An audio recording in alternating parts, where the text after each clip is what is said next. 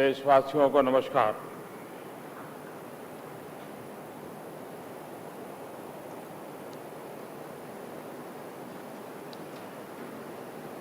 दो वर्ष पूर्व देश ने हम लोगों पर एक नई जिम्मेवारी दी और लोकतंत्र का ये महात्म्य है कि लोगों के द्वारा चुनी गई सरकार का निरंतर आकलन होना चाहिए,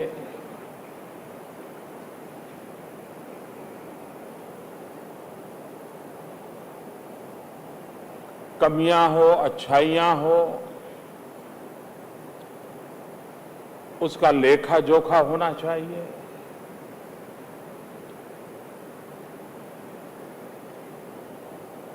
दो साल के कार्यकाल की ओर नजर करने से इस बात का भी एहसास होता है कि हम जहां पहुंचने के लिए चले थे वहां पहुंच पाए कि नहीं पहुंच पाए, जिस दिशा में निकले थे वो दिशा सही थी या नहीं थी, जिस मकसद से चले थे वो मकसद पूरा हुआ कि नहीं हुआ। और जब 2 साल का लेखा जोखा करते हैं तो आने वाले दिनों के लिए एक नया आत्मविश्वास न सिर्फ सरकार में लेकिन देशवासियों के दिल में भी पैदा होता है।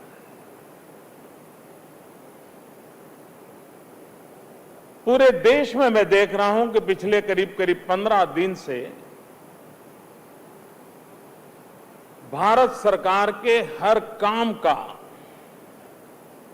बड़ा बारीकी से मूल्यांकन हो रहा है। हर पहलू को बारीकी से देखा जा रहा है।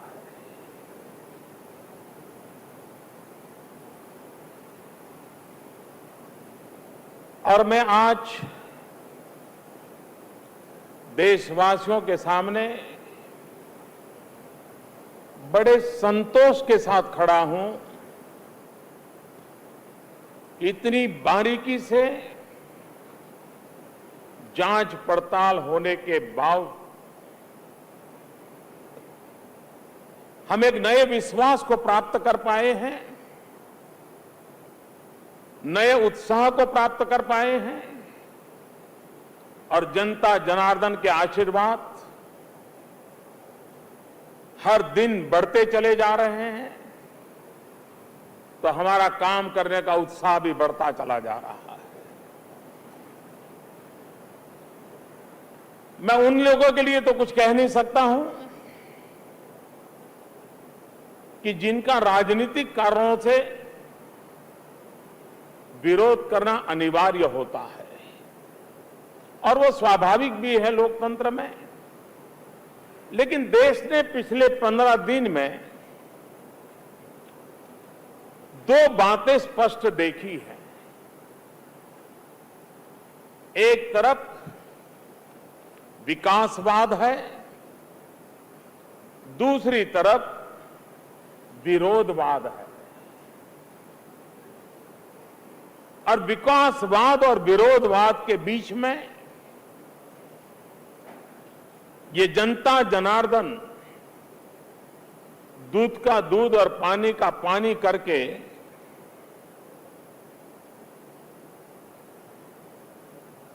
क्या सत्य है, कितना सत्य है, इसको भली भांति नाप सकती है। अनेक विषयों पर चर्चाएं हुई हैं और इसलिए मैं इन बातों को यहां दोहराना नहीं चाहता हूं, लेकिन चिंता उस बात की जरूर होती है मुद्दों के आधार पर, हकीकतों के आधार पर हर काम का कठोरता से मूल्यांकन होना लोकतंत्र के लिए आवश्यक है। लेकिन कहीं हम ऐसी गलती न कर दें जो देश को बिना कारण निराशा की गर्त में धकेलने का प्रयास करती हो। कहीं कहीं पर यह बातें नजर आती है जिसमें हकीकतों का आधार नहीं होता है, लेकिन उस पर इस प्रकार की स्थितियां सवार हो जाएं,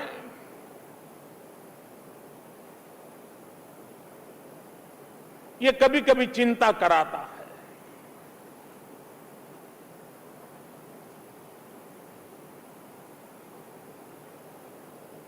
सरकार के काम का लेखा जोखा पुरानी सरकारों के काम के संदर्भ में होता है। पहले क्या होता था, अब क्या हो रहा है, इसका तुलनात्मक अध्ययन होता है। हम बिल्कुल ही बीती हुई सरकारों की बातों को ओझल कर दें और अचानक ही चीजों की चर्चा करेंगे तो शायद सही मूल्यांकन नहीं कर पाएंगे। अगर आज मेरी सरकार ये कहे कि हमने कोयले की समस्या का समाधान किया, आप कल्पना कर सकते हैं अचानक सुप्रीम कोर्ट कोयले की खदानों के लाइसेंस रद्द कर दे और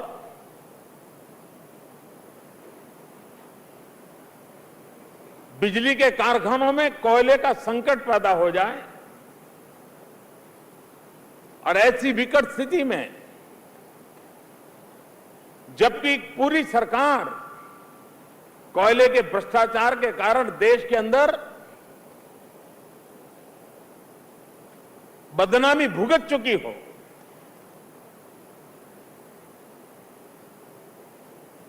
दो साल पहले कोई अखबार, कोई दिन, कोई टीवी, कोई चैनल, कोई चर्चा, कोई भाषण इन भयंकर भ्रष्टाचारों से अछूता नहीं था। लेकिन आज अगर मैं ये कहूं कि ऑक्शन किया, ट्रांसपेरेंट वे में किया, अब तक इस पर कोई सवालिया निशान नहीं लगा है, देश के खजाने में लाखों करोड़ों रुपया आना तय हो चुका है, राज्यों के खजाने में भी पैसा जा रहा है। इतना ही नहीं, जहां कोयले की खदान है वहां हमारा ज्यादातर आदिवासी समाज के लोग रहते हैं, उनके कल्याण के लिए उसमें से फंड निकलने वाला है। ये सारी बातें अगर ऐसे ही मैं कह दूं तो लगता है अच्छा अच्छा चलो भाई मोदी जी ने काम कर दिया, लेकिन इसकी ताकत तब समझ में आती है कि सुप्रीम कोर्ट को ऐसा क्यों करना पड़ा था, कोयले में इतना बड़ा भ्रष्टाचार क्यों हुआ था, वो कौन से तरीके थे, और उसमें से देश को बाहर लाना, तब जाकर के समझ आता है कि काम कितना बड़ा हुआ है, काम कितना महत्वपूर्ण हुआ है। और इसलिए जब तक हम बीती हुई सरकार के दिनों को स्मरण करके वर्तमान के निर्णयों को परखेंगे तो हमें ध्यान में आएगा कि बदलाव कितना बड़ा आया है। इस बात से कौन इनकार कर सकता है कि दीमक की तरह भ्रष्टाचार ने इस देश को अंदर से खोखला कर दिया है, तबाह कर दिया है। हमारे हर सपनों को चूर चूर करने की ताकत किसी एक दिमक में है तो उस दिमक का नाम है भ्रष्टाचार। और मैंने भ्रष्टाचार के खिलाफ बहुत ही सटल तरीके से एक के बाद एक कदम उठा करके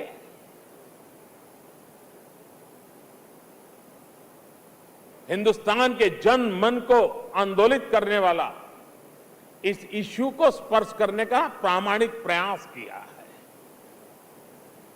और जब आप इनकी गहराई में जाओगे तो आप चौंक जाओगे।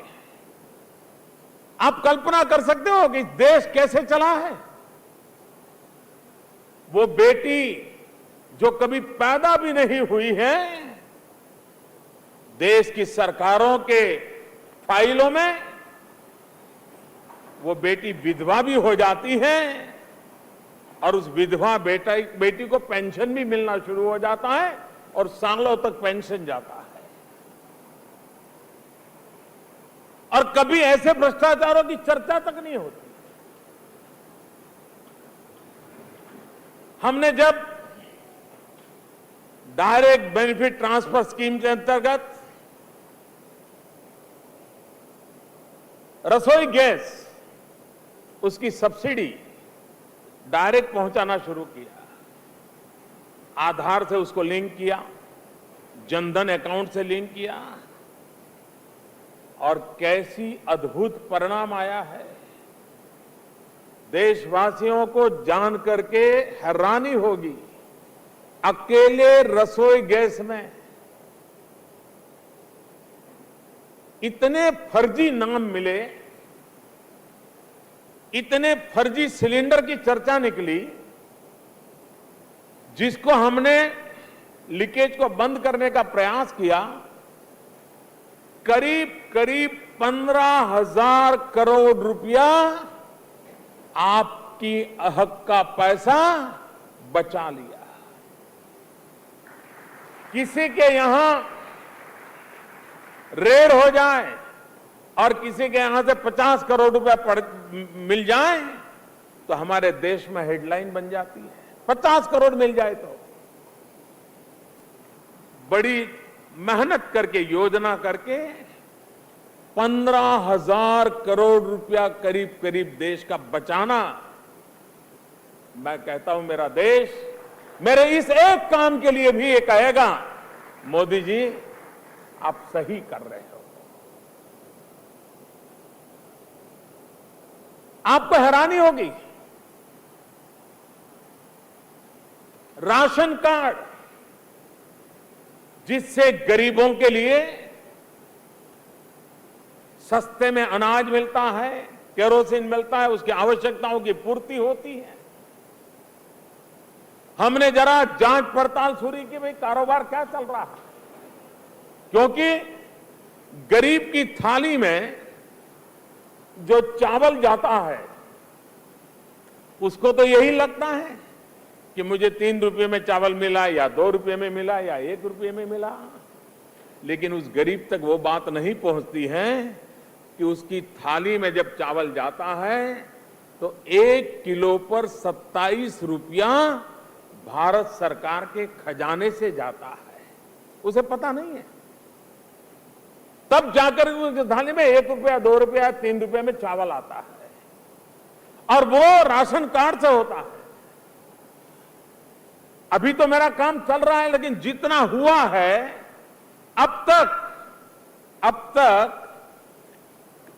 1,62,00,000 से ज्यादा फर्जी राशन कार्ड हमने खोज के निकाले। 1,62,00,000 फर्जी राशन कार्ड, मतलब उस राशन कार्ड पर जो भी जाता था वो किसी के जेब में तो जाता था, कहीं तो बेईमानी होती थी। हरियाणा सरकार ने एक मुहिम चलाई हमारी इस आधार की योजना के तहत, जनधन की योजना के तहत, मोबाइल कनेक्टिविटी की योजना के तहत। मुझे बताया गया केरोसिन, फर्जी केरोसिन लेने वालों की संख्या 6 लाख निकली एक छोटे से राज्य में। ये 6 लाख लोगों के नाम पर सब्सिडी वाला केरोसिन जाता था। वो केरोसिन कहां जाता होगा? डीजल में मिक्स करने के लिए जाता होगा, वो पॉल्यूशन करने के लिए जाता होगा, किसी केमिकल फैक्ट्री के काम आता होगा, और सरकार के खजाने से पैसा गरीब के नाम से जाता होगा। 6 लाख राशन कार्ड,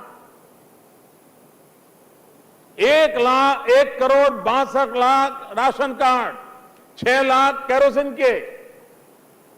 अभी हमने इस योजना के तहत एक प्रदेश में 540 करोड़ रुपया बचा है। 540 करोड़ रुपए किस बात का? तो फर्जी टीचर तनख्वाह जा रहा है, यूनिफॉर्म जा रहा है, स्कूल के लिए मध्याह्न भोजन जा रहा है। क्यों? तो टीचर होगा तो स्कूल होगी। ये सारी जांच पड़ताल में से सब खुल रहा है, और उसका परिणाम क्या आया है? मोटा मोटा हिसाब में लगाऊं तो करीब 36,000 करोड़ रुपया, 36,000 करोड़ रुपीस, ये लीकेजेज रुक गया है। ये करप्शन जाता था, रुक गया है। और ये 1 साल के नहीं, ये हर वर्ष इतना बचने वाला है। और अभी तो शुरुआत है, एक नई सुबह है।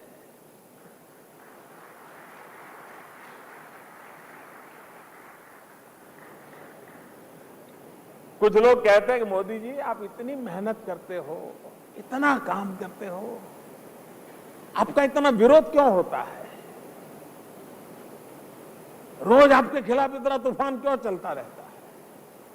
आप अपना कोई कम्युनिकेशन स्ट्रेटेजी ठीक बनाओ, आप मीडिया से कुछ बात करने का कुछ करो। मुझे बहुत लोग समझाते हैं। अब उनको मैं कैसे समझाऊं कि भाई, जिन लोगों की जेब में 36,000 करोड़ रुपया जाता था, जो मोदी ने बंद करवा दिया, तो मोदी गाली नहीं खाएगा तो क्या खाएगा?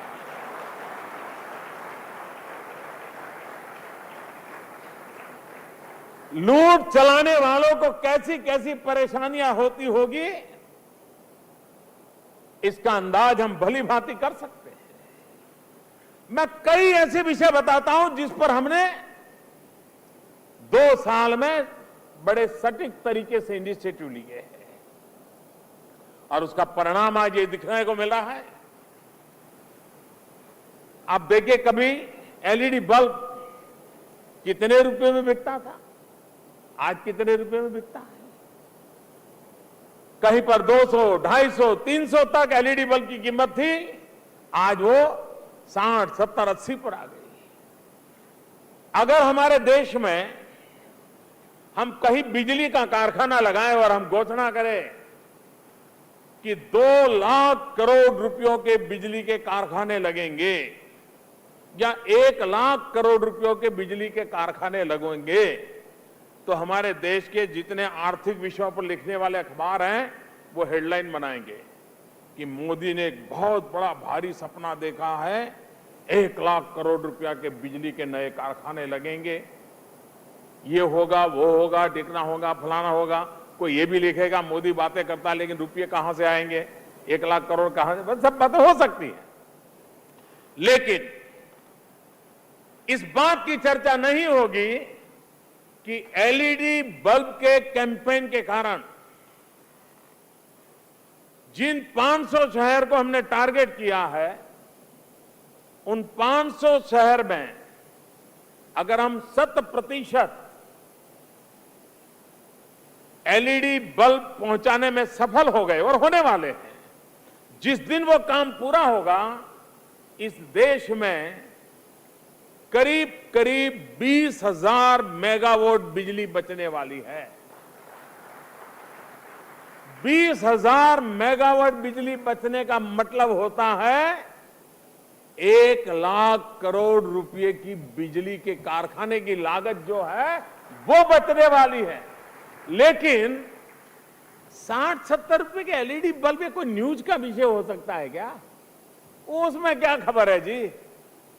और इसलिए हम लोग जो तेज गति से बदलाव ला रहे हैं और जो बदलाव आज देश अनुभव कर रहा है, एक के बाद वो योजनाएं जो अब किसी ने कल्पना की थी हमारे देश में। हमने देखा होगा, पिछले कई चुनाव देख लीजिए, चुनाव में चर्चा क्या होती थी? चुनाव में चर्चा रहती थी कि गैस सिलेंडर 12 होने चाहिए कि 9 होने चाहिए।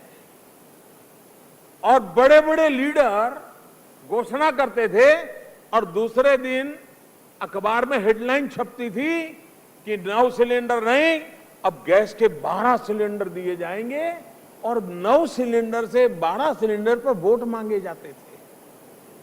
उन दिन को याद कीजिए जब हिंदुस्तान में पार्लियामेंट के मेंबर को 25 रसोई गैस की कूपन मिलती थी एमपी बनने के नाते, और वो 25 कूपन से लोगों को, अपने कार्यकर्ताओं को, साथियों को, सपोर्टर को ऑब्लाइज करता था कि मुझे एक गैस कूपन दीजिए। मुझे बराबर याद है, हमारे यहां अहमदाबाद में एयरपोर्ट पर एक अफसर थे, वो हर एमपी को जानते थे क्योंकि एयरपोर्ट पर जो आते जाते थे, हर एमपी को कहा करते थे कि एक गैस की कूपन दे दीजिए ना भैया, मुझे, मेरा बेटा जो है अब अलग रहने गया तो उसके लिए रसोई गैस की कूपन चाहिए। और साल भर एक भी एमपी उसको दे नहीं पाए थे। एक गैस कनेक्शन के वो दिन हम भूल न जाएं। ये मैं 5, 7, 10 साल पहले की बात कर रहा हूं, कोई बहुत पुरानी बात नहीं कर रहा हूं। जिस देश में ये चर्चा होती हो और इस देश का प्रधानमंत्री बातों बातों में देश की जनता को रिक्वेस्ट करे कि आप गैस सब्सिडी छोड़ दीजिए, और मैं देश को नमन करता हूं, 1,13,00,000 लोगों ने अपनी सब्सिडी छोड़ दी। क्या ये बदल नहीं है? ये जन मन का बदलाव नहीं है? ये देश में बदलाव नहीं है? देश के विकास के लिए जन भागीदारी का इससे बड़ा क्या उदाहरण हो सकता है? ये देश ने अनुभव किया है और हमने भी तय किया कि हम इन गैस सब्सिडी छोड़ी है। गरीब के घर में जो मां लकड़ी का चूल्हा जलाती है और दिन भर खाना पकाने के कारण करीब करीब 400 सिगरेट का धुआं उसके शरीर में जाता है, 400 सिगरेट जितना धुआं, उस मां की चिंता कौन करेगा? और हमने पिछले 1 वर्ष में करीब करीब 3 करोड़ से ज्यादा परिवारों को नए रसोई गैस के कनेक्शन दे दिए। आजाद हिंदुस्तान में 1 साल में इतना बड़ा काम कभी नहीं हुआ है, और हमने ठान ली है कि आने वाले 3 साल में 5 करोड़ परिवार जिनके पास आज रसोई गैस नहीं है उनको हम पहुंचाएंगे, क्योंकि वो गरीब परिवार है। मध्यम वर्ग तक तो रसोई गैस पहुंचा है, निम्न मध्यम वर्ग तक नहीं पहुंचा है, गरीब के घर नहीं पहुंचा, झोपड़ी का तो सवाल नहीं है। लेकिन हमने बेड़ा उठाया है। ये कैसे संभव हो रहा है? ये तब समझ में आएगा कि 9 सिलेंडर 12 सिलेंडर के लिए झगड़े होते थे। ये तब समझ आएगा कि एक पार्लियामेंट का मेंबर 25 गैस सब्सिडी की कूपन के कारण गर्व अनुभव करता था किसी को रसोई गैस देने का। उस दिनों के सामने 5 करोड़ गैस कनेक्शन, ये बदलाव है। और इसलिए स्केल देखें, क्वांटम देखें, स्पीड देखें,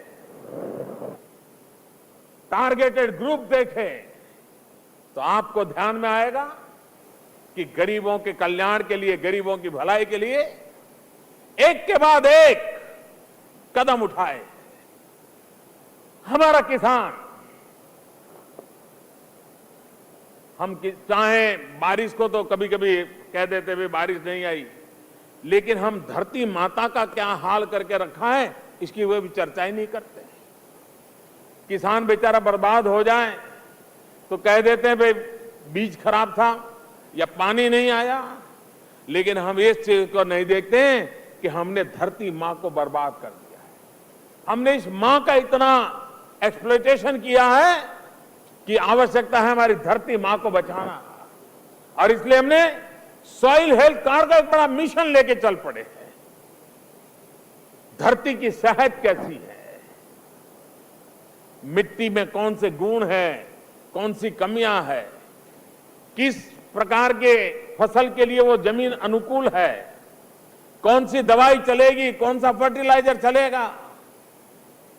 इंसान को जिस प्रकार से ब्लड टेस्ट करवाता है, यूरिन टेस्ट करवाता है, डायबिटीज है नहीं है वो तय करवाता है, ये धरती माता की भी वैसी परीक्षण का काम इस सरकार ने उठाया है, और देश के किसानों तक इस बात को हमने बड़े पहुंचाया है, और काफी मात्रा में किसान आज अपने सॉइल हेल्थ कार्ड के द्वारा इस बात के निर्णय करने लगे हैं कि क्रॉप पैटर्न को कैसे बदला जाए।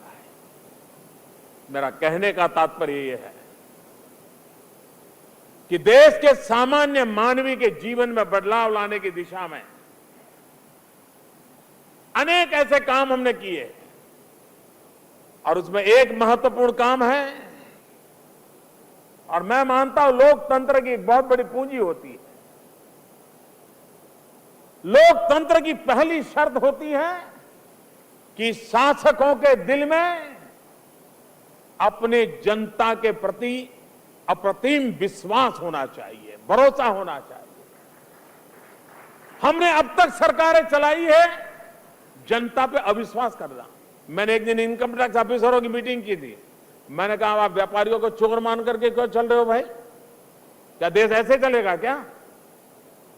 ये पूरी तरीका गलत है, सोच गलत है। हमने बदलाव शुरू किया।